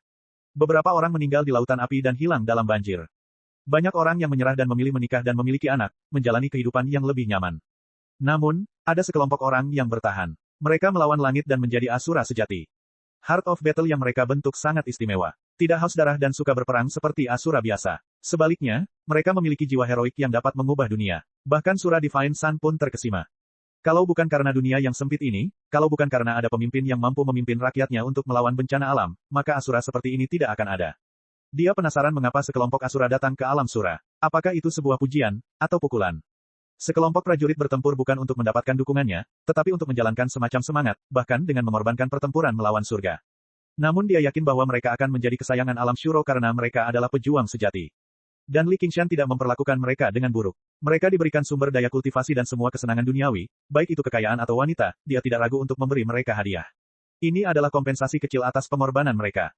Tapi ini untuk sekelompok pejuang sejati. Itu hanya penyesuaian di antara pertempuran. Kesenangan yang sesungguhnya tidak ada lagi di sana. Tentu saja, mereka semua adalah ahli bawaan. Kalau tidak, mereka tidak akan disebut Asura. Ini tidak ada hubungannya dengan kekuatan batin atau ki sejati. Sebaliknya, itu adalah perubahan mendasar dalam garis keturunan dan fisiknya. Dapat dikatakan bahwa hampir semuanya telah melangkah ke alam bawaan dengan tekad mereka. Menghadapi keberadaan seperti itu, bagaimana jiwa Wu Huan bisa menolaknya? Fakta bahwa ia tidak mengalami gangguan mental sudah menjadi bukti tekadnya yang kuat. Tepat saat dia merasa tidak dapat bertahan lebih lama lagi, Li Qingshan melambaikan tangannya. Tunggu sebentar, airnya akan segera mengalir. Baiklah, berhentilah melihat. Apa yang bisa dilihat? Cepatlah dan mulai bekerja. Jangan biarkan mereka menunggu. Lampu merah meredup, dan semua orang kembali ke keadaan semula. Mereka terus bekerja keras dengan wajah penuh debu, mengobrol dan tertawa seolah tidak terjadi apa-apa. Seolah mereka tidak khawatir dengan bendungan yang akan jebol akibat banjir, apalagi para pembalas dendam di tepi pantai yang ketakutan setengah mati. Ia tampak biasa saja namun tak kenal takut, rendah hati namun penuh sentimen luhur. Luo Hou Xiaoming memejamkan matanya lagi. Dia benar-benar ingin memimpin pasukan seperti itu ke medan perang. Wu Huan tergeletak di tanah, terengah-engah. Seolah-olah orang yang tenggelam telah kembali ke pantai. Ia basah kuyup oleh keringat, seolah-olah ia baru saja ditarik keluar dari air. Tiba-tiba dia tidak ingin membalas dendam. Dia hanya ingin melarikan diri dan menjauh sejauh mungkin dari kelompok orang ini. Namun, saat dia membayangkan gadis itu menatapnya, dia tidak bisa bergerak. Dia berbaring di tepi pantai seperti patung. Ibu, orang itu aneh sekali. Kata seorang anak, jangan pergi ke sana, dia musuh ayahmu. Berhati-hatilah agar dia tidak menggigitmu. Tapi mengapa dia terlihat begitu familiar, seolah-olah aku pernah melihatnya di suatu tempat sebelumnya. Hujan semakin deras, membuat tanah menjadi suram. Retakan muncul di seluruh sungai, yang terbesar, kebetulan, mengarah ke kota Beiping. Jika dilihat dari atas, sungai itu tampak seperti seekor naga yang sedang mengamuk, memutar tubuhnya dan menjulurkan cakarnya. Ia ingin menerobos bendungan dan melahap kota itu. Raungan panjang bergema di seluruh negeri. Di kejauhan, kura-kura besar mendengar lolongan itu. Ia meregangkan anggota tubuhnya dan menggerakkan tubuhnya. Dengan suara ledakan, air terjun itu mengalir deras. Dengan tubuhnya, ia hanya bisa mengapung dan tenggelam di dalam air. Ketinggian air di sungai segera turun. Banjir itu seperti derap langkah 10.000 kuda, yang berlari kencang melewati kanal. Semua Asura bersorak gembira. Mereka telah memenangkan pertempuran ini. Li Qingshan berhenti melolong dan tersenyum lega. Yang mulia, bantulah aku. Teriak kura-kura besar di tengah banjir. Aku akan memberimu libur 3 hari. Pergi dan bermainlah. Tetapi saya, Li Qingshan melihat kura-kura besar itu hanyut oleh banjir. Ia berbalik dan berjalan di depan Wu Huan. Kemarilah, katakan padaku, apa permusuhanmu denganku? Balas dendam karena telah mencuri istriku benar-benar tidak dapat didamaikan. Wu Huan tiba-tiba mengangkat kepalanya, matanya merah. Bisakah kamu lebih tepat? Li Qingshan merasa sedikit tertekan. Manakah dari 10 wanita cantik teratas yang tidak memiliki banyak pengagum? Apakah kau masih ingat bagaimana kau menculik calon istriku, Namong Waner dari keluarga Namong, 15 tahun yang lalu di Tanah Selatan? Kata Wu Huan sambil perlahan mengeluarkan tulang pembunuh dari dadanya. Ah, kamu Wu apa aneh? Namong Waner berdiri jauh di atas dedaunan untuk menghindari hujan. Ketika mendengar namanya, dia bergegas mendekat dan menatap Wu Huan dari atas ke bawah. Itu benar-benar kamu. Kamu telah banyak berubah, aku hampir tidak mengenalimu. Wu Huan menundukkan kepalanya. Gadis itu masih secantik dulu, tetapi dia telah berubah. Ketika dia melihat ketiga anak itu, mereka seperti telah dipotong 3 kali. Kebencian segera mengalahkan rasa takutnya, dan dia mencengkeram tulang pembunuh itu erat-erat.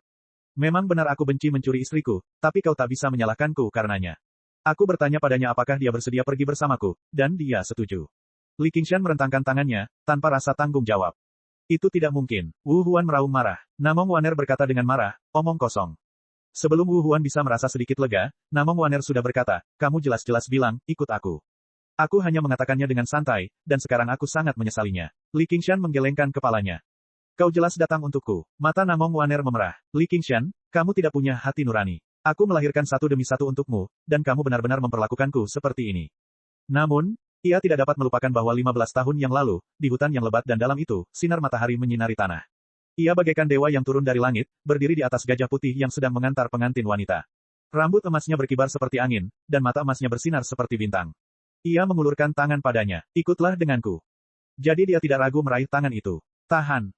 Li Qingshan berteriak. Dia masih ingat saat dia membawanya kembali ke wilayah utara, dia sangat marah di jalan sehingga dia menariknya turun dari gajah dan memberinya pelajaran. Bukannya dia tidak tahu bagaimana bersikap lembut terhadap lawan jenis, tetapi dia benar-benar menginginkannya.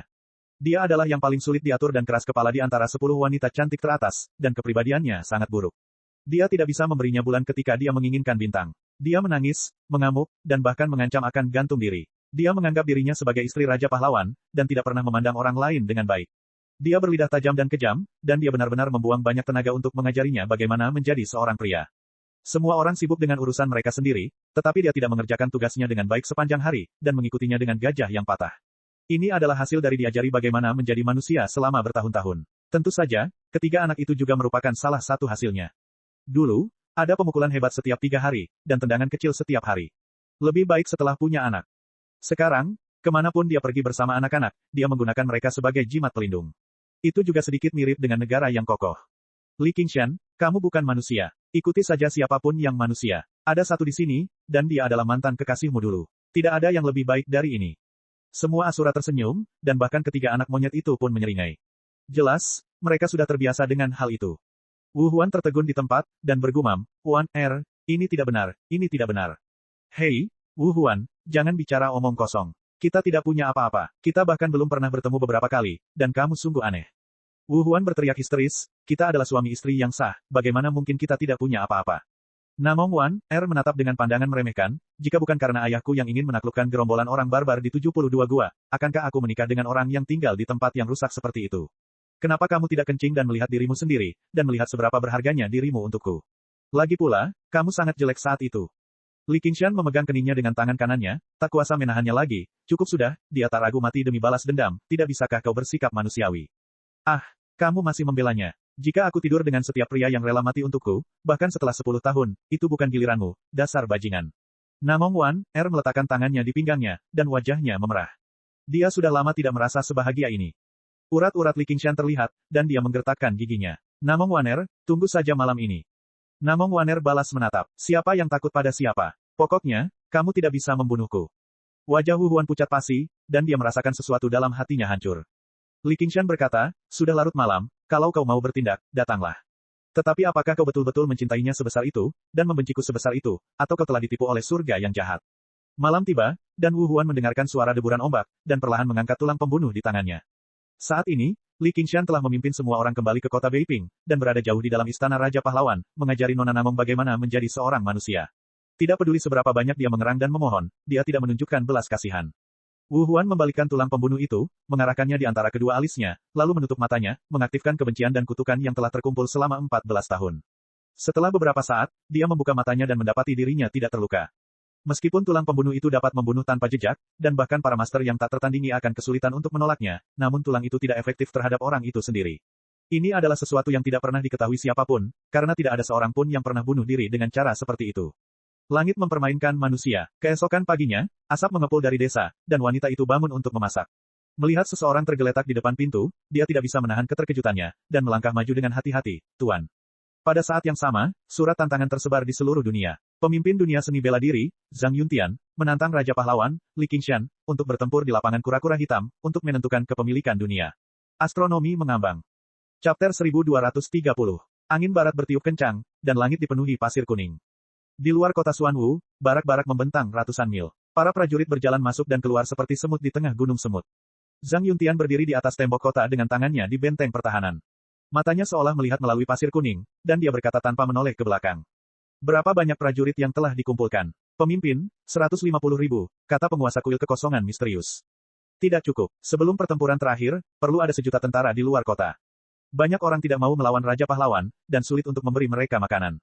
Biarkan sekte dan keluarga memikirkan cara, entah itu memberi mereka hadiah besar atau mempekerjakan orang-orang kuat. 1.000.000 prajurit tidak boleh hilang, dan mereka harus membawa makanan mereka sendiri selama mereka bisa bertahan melewati salju. Salju besar, salju besar, salju besar, salju besar. Tanggal 7 Desember hari pertempuran terakhir. Tetapi jika Raja Iblis tidak bertarung, 1.000.000 prajurit itu akan sia-sia. Penguasa kuil kekosongan misterius merasa khawatir. Selama Li Qingshan menundanya selama beberapa hari, jutaan prajurit itu akan segera tumbang karena kekurangan makanan, dan mereka bahkan mungkin menyerang kota Xuanwu. Dia akan datang, dan itu tidak akan terlalu cepat atau terlalu lambat. Zhang Yuntian melihat ke utara. Dia telah mempersiapkan hari ini selama 16 tahun. Kuil kekosongan misterius tentu akan mendukung pemimpinnya, tetapi bagaimana jika para pemimpin sekte dan keluarga keberatan? Ancam atau suap mereka. Kalau tidak berhasil, bunuh saja mereka. Suara Zhang Yuntian tenang, seolah-olah ia tidak sedang berbicara tentang para pahlawan Jianghu, tetapi sekelompok semut. Selama 16 tahun terakhir, dia telah merasakan kehendak surga padanya. Dia telah melakukan segalanya dengan lancar, dan dia telah meraih kekuatan yang belum pernah ada sebelumnya. Dia bukan lagi Zhang Yuntian di masa lalu. Dia percaya bahwa bahkan jika pemimpin pertama aliansi berdiri di depannya, dia dapat membunuhnya dengan mudah. Penguasa kuil kekosongan misterius merasakan hawa dingin di hatinya. Dia menatap punggung Zhang Yuntian. Jangan khawatir, penguasa kuil. Aku tidak akan menjadi Raja Iblis kedua. Setelah aku menyelesaikan mandat surgawi, aku akan naik tahta. Zhang Yuntian menatap langit yang gelap, perjalanan surgawinya akan berjalan lancar. Itulah balasannya dari surga. Saya akan pergi dan bersiap. Kita sudah saling kenal selama bertahun-tahun. Namun hukum militer tidak kenal ampun. Hati-hati, nada bicara Zhang Yuntian tidak mengandung niat membunuh, tetapi maknanya jelas. Memotong. Kemarahan melintas di mata Master Kuil Mystic Void. Dia menundukkan kepalanya dalam-dalam. Ya. Saat itu adalah cedera serius. Dia terbang turun dari menara dan berbalik untuk melihat sosok yang tenggelam dalam badai pasir. Ye Xiwen teringat bahwa beberapa tahun yang lalu, sekelompok bandit berkuda telah menyerbu dari wilayah barat dan menyerbu wilayah tengah. Berkat penyebaran buku-buku rahasia seni bela diri, semua bandit berkuda ini adalah pejuang dan pemimpin mereka adalah seorang ahli Xiantian tingkat ke-7. Sementara itu, Zhang Yuntian menghadapi pertempuran sendirian. Dengan satu gerakan, suara auman naga bergema di udara, dan pasir serta batu beterbangan kemana-mana. Zhang Yuntian membunuh semua bandit yang berkuda, mengejutkan seluruh serikat bela diri. Bahkan seorang Master Xiantian tingkat ke-10 yang tak tertandingi tidak dapat memiliki kekuatan semacam ini. Di dunia ini, selain Li Qingshan, apakah ada orang lain yang bisa menjadi lawannya? Memikirkan hal ini, dia menyentuh bekas luka di wajahnya. Itu adalah bekas yang ditinggalkan oleh guntur. Meskipun lukanya sudah lama sembuh, bekas luka itu tidak bisa dihilangkan. Itu juga menghapus semua kemungkinan dia melewati kesengsaraan dan naik ke surga. Kebencian membakar seperti api yang berkobar. Li Qingshan, waktumu telah tiba. 10 hari kemudian, 4 keluarga dan 6 sekte dimusnahkan karena mereka menolak atau mengingkari panggilan Zhang Yuntian. Para pahlawan terkejut dan memahami tekadnya. Sekelompok prajurit dari wilayah barat, wilayah selatan, dan wilayah timur berangkat menuju wilayah tengah. Wilayah utara bagaikan panci minyak yang dinyalakan oleh percikan api. Semua orang ingin bertarung, bersedia mengikuti raja untuk menghancurkan serikat bela diri dan menangkap Zhang Yuntian hidup-hidup. Karena surat tantangan ini, seluruh dunia menjadi gempar, naga dan ular bangkit dari daratan. Yang mulia, berikan saja perintah. Saya bersedia menjadi pelopor. Itu hanya persatuan bela diri. Tidak perlu ada pelopor. Yang mulia akan segera mengakhirinya. Ruang konferensi itu berisik. Hanya ahli Xiantian tingkat ke-6 ke atas yang memenuhi syarat untuk duduk di sini. Yang lain hanya bisa berdiri di belakang dan mendengarkan. Ada ratusan orang berkumpul, dan kebanyakan dari mereka adalah wajah-wajah muda. Hal ini disebabkan banyak Master Xiantian yang mempunyai tugas penting dan tidak dapat menghadiri pertemuan tersebut. Tentara Shuro sedang beristirahat di kota dan hanya mengirim beberapa orang untuk berpartisipasi dalam pertemuan ini. Tanpa disadari, fraksi dunia memiliki susunan pemain yang sangat mewah. Itu di luar imajinasi siapapun dan membuat semua orang berpikir bahwa mereka dapat menghancurkan semua lawan di dunia. Beberapa tahun yang lalu, ada orang-orang yang mengusulkan untuk menyatukan dunia. Satu-satunya faksi anti-perang yang gigih, Biksu Fuku, telah meninggal dunia belum lama ini. Tidak ada lagi pendapat yang berbeda di ruang konferensi. Di mata mereka, Zhang Yuntian hanya mencari kematiannya sendiri. Ini adalah kesempatan bagus untuk menjadikan fraksi dunia sebagai fraksi dunia yang sebenarnya. Ini jebakan, Gu Yanying berkata dengan yakin. Ruang konferensi tiba-tiba menjadi sunyi. Tidak ada yang berani meragukan kebijaksanaannya, sama seperti tidak ada yang berani meragukan kekuatan Raja Pahlawan. Keduanya bersama-sama hanyalah simbol kemahatauan dan kemahakuasaan. Dan hanya pihak lain yang bisa menentang gagasan mereka. Jadi semua orang melihat ke ujung meja panjang lainnya. Li Qingshan sedang berbaring malas di kursi dengan pedang bunga akhir di sampingnya. Dia bertanya dengan santai, jebakan apa? Ada bukti pasti bahwa Zhang Yuntian telah menguasai segel giok naga ilahi milik Master Aliansi pertama. Segel giok naga ilahi. Apa itu? Itu adalah benda yang menarik hati orang-orang. Itu adalah simbol kekuatan di dunia. Gu Yanying juga mengeluarkan segel. Ada juga naga giok yang diukir di atasnya. Ini bukan kebetulan. Untuk membangun negara dan mengumpulkan hati rakyat, raja akan menerima kepercayaan rakyat dan menjadi dewa di dunia. Kekuatan ini juga dikenal sebagai Naga Qi. Pusat dari 9 provinsi adalah Provinsi Naga, dan inti dari 9 kuali adalah Kuali Provinsi Naga. Namun, 9 kuali adalah ciptaan para kultivator yang kuat. Mereka telah memurnikan segel ilahi gunung dan sungai yang tak terhitung jumlahnya dan menyatu dengan hukum langit dan bumi. Tentu saja, segel giok naga ilahi tidak dapat dibandingkan dengannya, tetapi itu masih merupakan kekuatan puncak dunia. Pada tahun-tahun ini, dia beralih ke kekuatan ini setelah menyerahkan tentara Sura. Sementara itu, Serikat Bela Diri, sebagai organisasi besar pertama dalam sejarah yang menyatukan seluruh dunia, mempertahankan eksistensinya selama beberapa ratus tahun. Meskipun tidak dapat disebut sebagai negara, segel giok naga ilahi masih memegang gelar yang telah terbentuk sebelumnya. Namun, setelah Master Aliansi pertama, Long Po Tian, naik tahta, yang tersisa dari Serikat Bela Diri hanyalah gelarnya, serikat itu tidak lagi memiliki kekuatan apapun. Hal ini terus berlanjut hingga Zhang Yuntian kembali menjadi Master Aliansi. Setelah bertahun-tahun berkembang, Serikat Bela Diri semakin menyerupai sebuah negara. Selain itu, segel giok naga ilahi juga memiliki berkah dari surga. Segel giok naga ilahi pasti telah mengumpulkan kekuatan yang sangat kuat. Jika kita memperoleh segel giok naga ilahi ini, kita dapat melawan keinginan surga. Benar sekali, manusia bisa menaklukkan alam. Kita bahkan mungkin punya kesempatan untuk menggantikannya. Jadi, selama ini kau sengaja melakukan ini, kan? Li Qingshan tersenyum. Selama beberapa tahun terakhir, Dewan Dunia pada dasarnya telah mengajarkan aliansi hutan bela diri cara membangun negara melalui pembentukan hukum dan aula. Dengan seseorang membantu kita meletakkan fondasinya, mengapa tidak? Itulah mengapa ini tidak dianggap jebakan. Zhang Yuntian saat ini sedang mengumpulkan pasukan. Aku khawatir dia ingin memberi kita pengalaman yang sama. Meskipun Ki militer sekolah militer adalah rahasia yang tidak diturunkan ke orang luar, itu bukanlah sesuatu yang mendalam dan mendalam. Mempelajari versi kasarnya bukanlah masalah. Namun, selama ada cukup banyak orang, mereka tidak bisa diremehkan.